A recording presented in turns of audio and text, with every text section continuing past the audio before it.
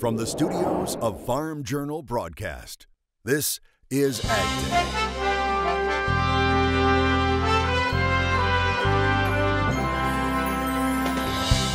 Coming up today on AgDay, do you have some Christmas plants that have lost their luster? What you can do with them now. We check out the cotton crop in the Lone Star State. It has been a difficult harvest when we look across the cotton belt. And as we enter day 7 of the partial government shutdown, there's more uncertainty. It is very frustrating when there is a shutdown and instead we get up every morning to a furlough and not being able to go to work. AgDay, brought to you by the Chevy Silverado, the most dependable, longest-lasting full-size pickups on the road. Good morning, I'm Tyne Morgan in for Clinton Griffiths. The partial government shutdown now starting to affect the ag community a bit more. Today is the last day FSA offices will be open, then federal funding for it runs out. Our Farm Journal Washington correspondent Jim Wiesmeyer says if the shutdown lasts into next week, it could have an impact on a portion of the market facilitation program payments. And in order to apply for those payments, you need to sign up through your FSA county office. Originally, sign up for the program was due to end January 15th. It's not known if that due date will be extended because of the shutdown. And chances look slim for ending the partial government shutdown anytime soon. Lawmakers are away from Washington for the holidays and have been told they will get a 24 hours notice before having to return for a vote. Although the Senate was in session yesterday afternoon, few senators were around for it. Well, President Trump has vowed to hold the line on his budget demand for funding a wall on the U.S.-Mexico border. The president tweeting, quote, "We desperately need border security and a wall on the southern border," unquote. He declined to say how much he would accept in a deal to end the shutdown. Here, Roberto Leon works with the EPA in Chicago. He is getting ready to be deployed to California wildfire emergency response, but is not certain whether he'll get a paycheck or if he'll be furloughed when he gets back. It's just a deep frustration on the part of myself and many other federal employees that we just want to do our jobs. We just want to wake up like everybody else every morning, get up, go do our job, and especially because we have also this added commitment to the mission of the agencies that we serve, to serve the public, to provide clean air, clean water, and protect the health of people in the United States. Roughly 420,000 workers were deemed essential and are working unpaid, while an additional 380,000 have been furloughed. Well, efforts continue to end the trade war between the U.S. and China. China's government saying it has made plans with Washington for talks in January. A Ministry of Commerce spokesman says the two sides have, quote, made specific arrangements for face-to-face meetings, unquote. They are also talking by phone. Presidents Donald Trump and Chinese President Xi Jinping agreed to postpone additional tariff hikes for 90 days while their governments negotiate. Well, speaking of China, as the African swine fever outbreak continues, Chinese officials say the virus was found in a China feed manufacturer's feed supply. Chinese officials say the virus was detected in some protein powders made using pork blood. The feed supplies are manufactured at Tianjin Paste Company. That's a province in northeast China. Officials say the contaminated products are mainly used for animal feed, and this comes despite China banning the use of food waste and pig blood as raw material in the production of feed, which happened back in September. University of Missouri economist Scott Brown says as African swine fever continues to grow, he thinks it will continue to have a market impact in 2019. The Chinese produce and consume half of the world's pork, and as that production gets cut, are they going to be looking at places like the European Union and the United States for added pork trade? That could be extremely helpful to U.S. hog prices in 2019 at a time when we're going to talk about record pork production. Another roughly 1.5 billion pounds of pork will produce in 2019. Brown says ASF could also spill over into soybeans as it could create less feed demand in China. Well, just a few days left in the year, but still harvest 2018 is not in the books. Meteorologist Cindy Clausen joins us now with more in today's Crop Comments. That's right, Tyne. This picture was shared with us on Twitter by Curtis Bowling. He snapped it earlier this week in Florida. You can see cotton is still being harvested. He tweeted, "One bale at a time, one shirt at a time. Let's take a look at the wind forecast as we head through the day today. We're going to be seeing some stronger winds, especially in the north central United States, northeastern United States, mid-Atlantic, even down in the southwest. It's going to be a fairly windy day for a lot of folks across the country. Heading through the daytime hours, those winds start to subside a little bit as they head over towards the Great Lakes. Still pretty windy, though, in parts of the southwest. In the overnight hours, we see a lot of those diminish, but then continuing to move on off into the northeast. But we do see the winds start to pick up in the northwestern United States. That's going to continue into Saturday, and you'll see those winds picking up in parts of the northern plains as well. We'll have your national forecast coming up in just a few minutes, but for now, here are some hometown temps. Your next piece of equipment is on MachineryPete.com. Search equipment from dealerships across the country to find what you're looking for. Only on MachineryPete.com. Well, the December WASDE report out of USDA showed hopes of a higher than expected cotton crop. The agency saying better yields in Texas are leading to a bigger overall cotton crop than originally expected. But despite better than expected yields, it's been a wild ride for those in Texas, as Mother Nature hasn't done Lone Star farmers any favors. As we come along and we talk about and we think about the year, Dalen Hancock has waded through challenges before, where that cotton is really stringing out very, very bad. but 2018 is one he'll never forget. There are two of those that they fell out on the ground. Cotton laying on the land, a constant reminder of the uncertainty of farming. Now we're going to get to where these bolls are going to be very, very susceptible. If we get moisture on them with any kind of freezing temperatures, it's going to pull it to the ground. It all started this fall when farmers began defoliating. When we prep and we prepare a field, usually about 10 days later, we're harvesting. A 10-day window that this year turned into much more. 45 days, yeah. So it's had all the elements at it, working on it. As the cotton set open for that long, it was whipped by the wind and drowned out by a deluge of rain. An issue showing up in more than just Texas.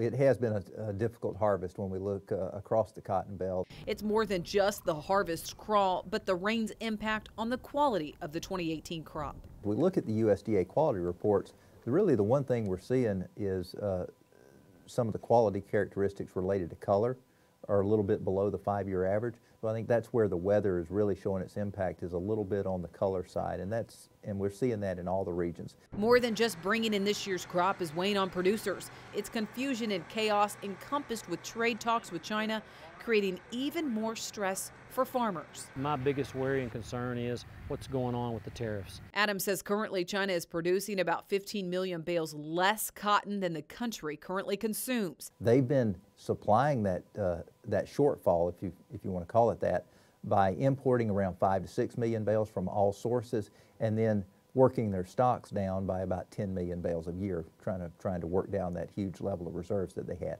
He says that could hint at the demand need down the road, a need that Adams calls significant. We hope the U.S. is in a position to at least supply a portion of that, maybe somewhere in the 3 to 5 million bale range longer term. But the challenge we have right now is obviously the ongoing trade frictions. While growers wait on the sidelines for answers, the ongoing race to finish harvest drags on. And while it may look like this combine is harvesting nothing but dirt, these desolate dryland acres mean some farmers won't even break even this year. I'm a 4th generation farmer, so believe me, I've seen good and bad. And so we're proud of what we have. We're grateful for what we have. Gratitude and relief that he even has a crop to harvest this year at all, as the fabric of our lives falls short this season. National Cotton Council says it's also pleased with how the 2018 Farm Bill turned out. All right, up next, the feds decided last week to raise a key interest rate, what that could mean for you next year, and later creating a little light using an unusual source.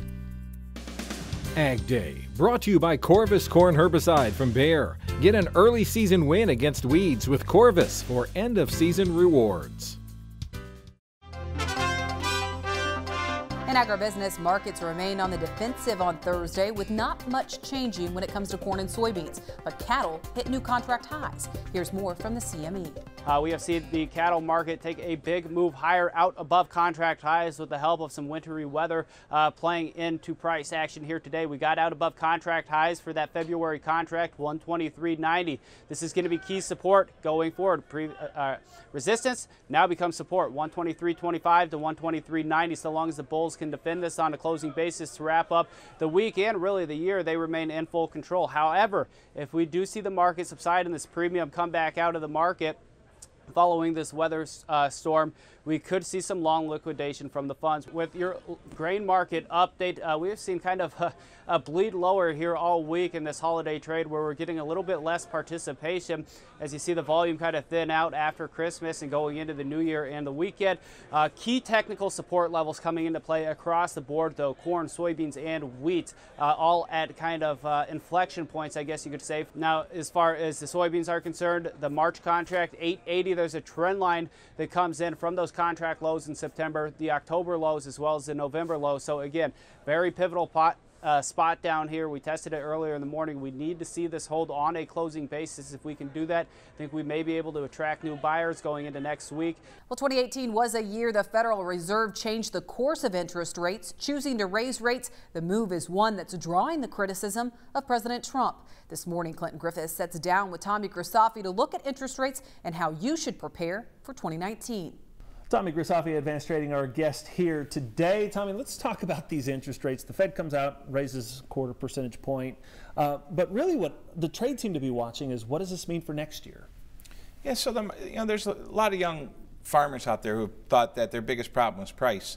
Now you throw that the cost of money's doubled. So real operating notes went from 3% to 6%, may even be higher if your credit's a little sketchy. And so now we got a couple whammies. We got low price, big bushels, higher interest rates. How do you move the product? How can you, I think there's going to be a lot more planning and there needs to be a lot more education on how can I move more product quickly so I have a plan at harvest, so I'm not selling harvest lows and poor cash markets and then paying back that money to the bank. So the banks want their money back. They don't mind lending you a lot. And interest rates historically are relatively low. But the thing you need to remember, and you're a young guy, and I like to think I'm young, but I'm not, is that we're not borrowing 50, 100 grand anymore to farm. We're minimum. Most operating notes are $500,000 to $1 million. Wow. And so when I tell you interest rates went from 3 to 6, it's on $1 million. Not that they've went, Grandpa will tell you interest rates were 18%. Ask Grandpa what he owed. It was closer to $100,000.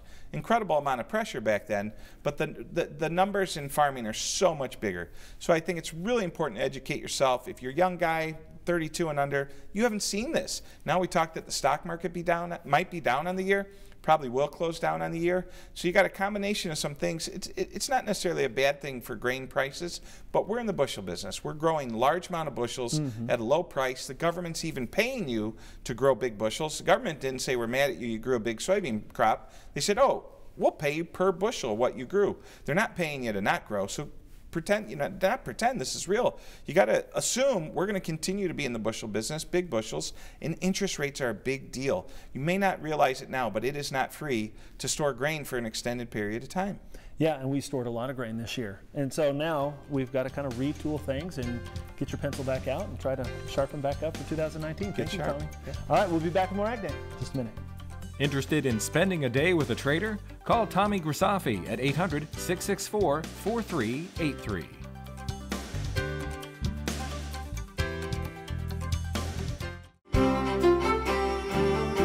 Welcome back. Time now for a check of weather with meteorologist Cindy Clausen. Cindy, that winter storm barreling across the U.S. yesterday. We heard of major road closings in states like Nebraska, Kansas. But looking at the drought monitor, that blizzard didn't hit areas that really needed it. Yeah, we really need some of that moisture in the west, and we have another system, especially down in the Four Corners region, that's going to be bringing a fair amount of snow to those areas today. But let's take a look at the current drought monitor just released, and we're looking at some dry conditions. We really haven't seen a whole lot of change over the past several weeks in the western United States. And you can see the worst of it over here in the Four Corners region, but that's exactly where we have a system that's going to be bringing a fair amount of snow as we head into the next day and a half or so. There's that system. We're going to be seeing, especially in the higher elevations, a fair amount of snow. Here's the system that brought all of that heavy snow to parts of the plain states and a lot of rain along the cold front further south. You can see the snow on the northern fringe where we have that low pressure system, and we've been seeing some pretty warm temperatures on the south side of this warm front.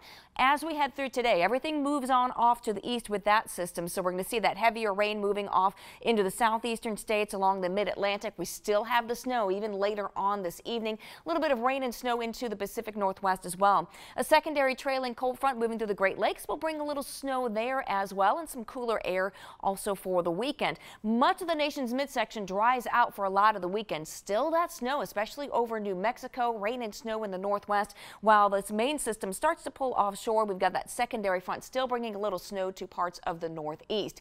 And as we head through our day on Saturday, we'll start to see some unsettled weather in parts of the Gulf Coast states. Again, some rain and upper elevation snow in parts of the northwest. All right, let's take a look at the past 24 hours. And boy, have we been hit with a lot of rain, especially in the south central United States. Look at that. This is actually estimating up to around 10 inches in some spots. So yeah, we're going to spread that to the east. It won't be quite as heavy as we head through the day today, but we're going to see that rain all along the eastern seaboard. So we're going to be looking at a very wet day there. When you look at it in the form of snow, this is the past 24 hours. So yeah, we had a lot of snow. And then as we add this, the next 24 hours is most of that's going to be in Canada and then into the western United States, the Four Corners region, all the way up into the Pacific Northwest. Temperature-wise, it's going to be very cold today in the north central United States. We've got warmer air ahead of that cold front, but watch what happens as that cold front pushes to the east. So does that colder air. Single digits for overnight lows in a lot of the north central United States. And then as we head through the day tomorrow, a lot of 30s and 40s as you get into the Ohio Valley and the Tennessee Valley. That's a look at your national forecast. Now let's check on the weather where you live. San Rafael, New Mexico, colder with snow showers today and a high of 27 degrees. Beardstown, Illinois, mostly cloudy and colder with a high of 38 degrees. And Bowling Green, Virginia, warmer with showers with a high of 66. Coming up, have some Christmas poinsettias that are starting to droop a little, maybe a Christmas cactus or two, some advice on how to extend their lives or maybe a different life next. So you have some Christmas plants left over after the holidays. Can you replant that poinsettia? Can you keep that Christmas cactus? Well, LSU Ag Center horticulturalist Dan Gill explains what to do with those plants now. Over the Christmas holidays, we use a number of different kinds of plants to decorate, particularly poinsettias. They're gorgeous red flowers or pink or white, really add a lot to the holidays. Now, gardeners oftentimes feel guilty about throwing these plants away at the end of the season. They'll stay attractive through Christmas, all the way into New Year's, and even longer than that. But once they start looking poorly, not attractive anymore, or you simply get tired of them, throw them away. If you want to, chop them up and throw them in your compost pile. They're a great addition to the compost. Don't think that you can keep these plants and treat them in some sort of way and then recreate this beautiful poinsettia. Your home growing conditions simply will not allow it. So don't imagine that you'll recreate a great poinsettia. Toss them and buy new ones every year. However, Christmas cactuses, different thing altogether. They can live for many, many years and bloom for you year after year. So when the holidays are finished and all the flowers have faded and fallen off your Christmas cactuses, put them in a nice bright window, water them regularly when the soil begins to feel dry, and keep them inside through the winter season. In the summer, you can put them out on a nice shady porch or a patio, grow them outside. As the days get shorter and cold in the fall, it's going to set little flower buds, and when the flower buds set, bring the plant back inside, let it bloom and display it then. You can repeat that year after year for years. So throw away your poinsettias and don't you feel a bit guilty about it, but keep your Christmas cactuses. They'll be beautiful for years to come. Forget it growing. I'm Dan Gill with the LSU Ag Center. Who knew I could hoard those plants a little longer? Well, looking to decorate your home in the new year? These lampshades are pretty unique. Can you guess what they're made of? The answer is next. In the Country, sponsored by Kubota's BV 4580 round baler. Learn more at Kubota.com or visit your local Kubota dealer today. It's not too late to get a holiday gift for someone, and here's a gift for someone who really does have everything: an eco-friendly lampshade made out of mushrooms. They're made in Belgium, and workers use recycled coffee grounds to grow the mushrooms before they are dried out and turned into unique designs for the home. The company is called Permafungi, so of course they call the lampshades Lumafungi. That's a combination of the word luma, light, and fungi, mushrooms. The designer says the mushroom-based material the lampshades are made of is very versatile. They can also be turned into flower pots, be used for packaging, acoustic insulation, or even replace bricks. And what do you do when you're done with it? Well, creators say you can simply give it a second life by putting it in the dirt. The prices of the lampshades range from $130 for a small one up to $320 for a lampshade trio. I'm afraid that lampshade is out of my budget. All right, that's all the time we have this morning. We're so glad you tuned in. For all of us at AgDay, I'm Tyne Morgan. Have a great day in Farm Country.